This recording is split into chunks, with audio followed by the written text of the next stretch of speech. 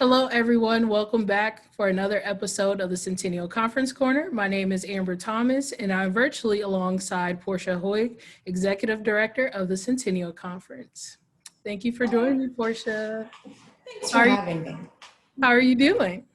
I'm doing extremely well. That's good. So I think some people might already have in mind what the executive director or commissioner title means and what you do, but can you give us a little bit more about your background and what the job really entails? Sure, that's a big question.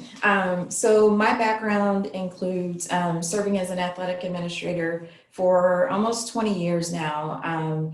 First, getting my start on a campus. I was a Division III student athlete. I played basketball, business major, and since then I have served as an assistant athletic director, an associate athletic director, senior women administrator, as well as an athletic director at various Division III institutions. So I've been in the role as executive director for the last year and a half now. And basically what that entails is managing all of the administrative components of a conference office. So that's everything from budget to personnel, the game day, championships, policies and procedures.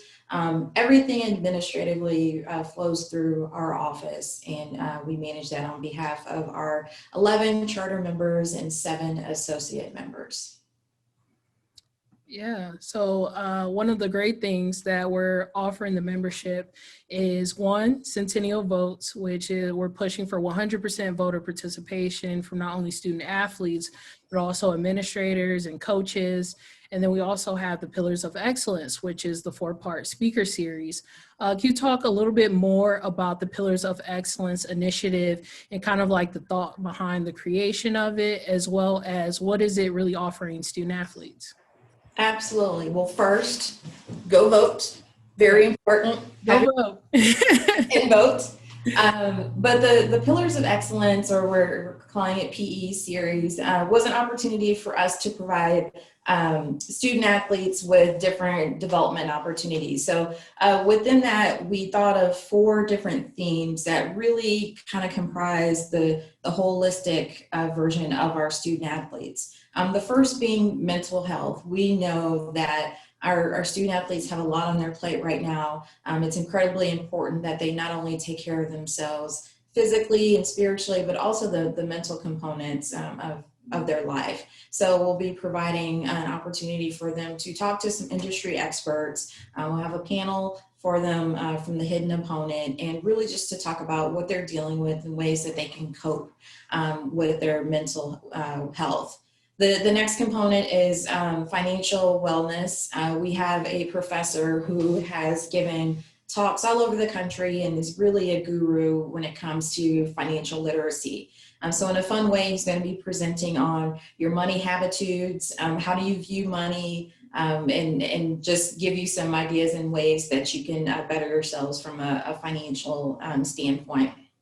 The next component will be diversity and inclusion. Obviously, that has been a pillar of our conference for a long, long time.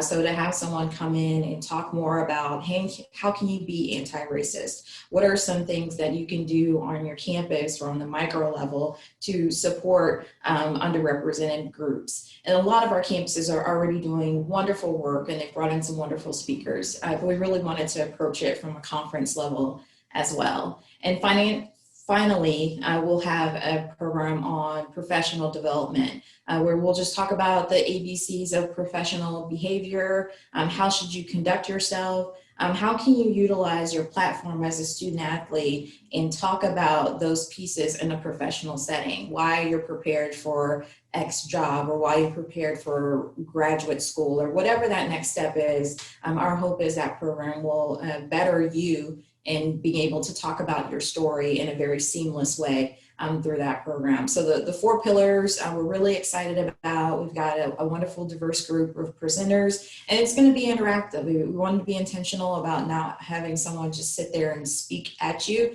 but really an ability to engage you as we all adjust to this virtual world that we're in right now.